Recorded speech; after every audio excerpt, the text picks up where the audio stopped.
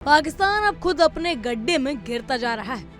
जो मुल्क खुद को दूसरों का रहनुमा समझता था, आज वही मुल्क खुद के ही बनाए जाल में उलझ गया है। अफगानिस्तान के खिलाफ हमले करके पाकिस्तान ने जो चाल चली थी, अब उसी चाल में उसका दांव उल्टा पड़ चुका है। अफगान सीमा पर पाकिस्तान की सेना ने जिस तरह से हमला किया, उसने पूरा दक्षिण एशिया को एक बार फिर तनाव की आग में झोंक दिया है। कांधार के स्पिन बोल्दक और शोराबख जिलों में पाक सेना ने सुबह 4 बजे भारी हथियारों से हमला बोला। इस हमले में अब तक 12 अफगान नागरिक मारे गए और 100 से ज्यादा लोग घायल हो चुके हैं। और यही नहीं, इस संघर्ष के बीच पाकिस्तान ने एक और शर्मनाक कदम उठाया, हवाई हमला।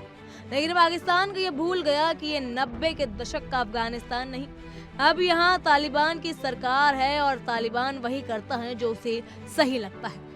इस पूरी घटना में सबसे बड़ा झटका पाकिस्तान को तब लगा जब उसके सबसे करीबी और भरोसेमंद देश चीन ने भी उसका साथ छोड़ दिया।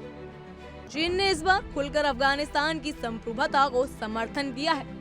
चीन के विदेश मंत्रालय ने साफ तौर पर कहा है कि वो अफगानिस्तान की क्षेत्रीय अखंडता और संप्रभुता के साथ खड़ा है। यानी एक तरफ पाकिस्तान हमला करता है और दूसरी तरफ चीन, जो हमेशा पाकिस्तान के साथ खड़ा नजर आता है, अब तालिबान का समर्थन कर रहा है। पाकिस्तान की कूटनीतिक विफलता यहीं से साफ हो जाती है। इस पूरे घटनाक्रम में अफगानिस्तान के उप विदेश मंत्री मोहम्मद नईम ने चीन के राजदूत जाओ जिंग से मुलाकात की। इस बैठक में अफगानिस्तान ने पाकिस्तान के हमलों का मुद्दा उठाया और साफ कर दिया कि ये हमला न सिर्फ मानवीय मूल्यों बल्कि इस्लामी और पड़ोसी रिश्तों के उसूलों का भी उल्लंघन है। तालिबान के अधिकारी ने चीन से 2 टूक शब्दों में कहा कि पाकिस्तान के इन हमलों का जवाब देना अफगानों का हक है। चीन ने न सिर्फ तालिबान के रुख की सराहना की, बल्कि अफगानिस्तान की संप्रभुता का समर्थन दोहराया और भविष्य में सहयोग की बात तक कह दी। ये वही पल था जिसने पाकिस्तान की विदेश नीति को पूरी तरह एक्सपोज कर दिया। जिसे पाकिस्तान समझता था कि हमेशा उसके साथ रहेगा, उसी ने पाकिस्तान को आईना दिखा दिया।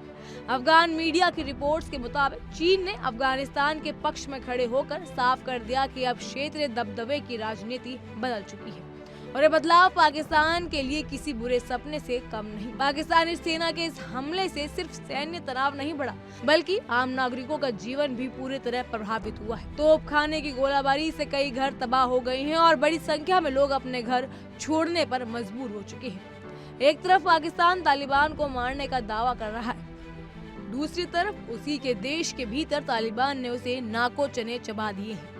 खैबर पख्तूनख्वा पे टीटीपी यानी तारीख तालिबान पाकिस्तान के लड़ाके खुलेआम पाकिस्तान की फौज को चुनौती दे रही है और वहाँ पाकिस्तान की सरकार और सेना दोनों ही लाचार दिख रही है। वहीं दूसरी तरफ भारत का रणनीतिक साझेदार और क्षेत्रीय शक्ति रूस भी अब सामने आ चुका है।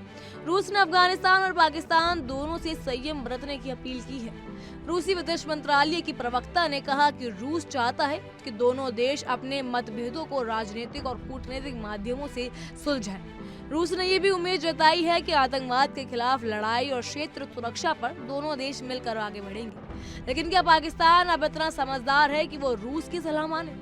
पाकिस्तान के लिए स्थिति सिर्फ सैन्य या कूटनीतिक विफलता नहीं, ये उसकी वैश्विक शाख की ताबूत में आखिरी कील साबित हो रही है।